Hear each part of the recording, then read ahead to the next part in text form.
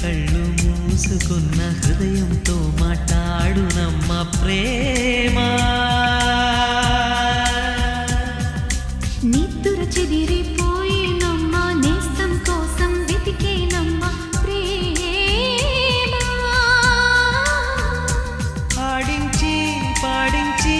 అనురాగం కురిపించి అలరించేదే ప్రేమ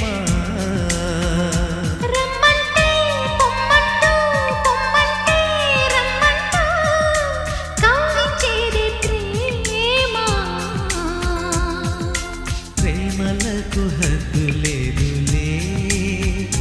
దాన్ని ఎవరైనా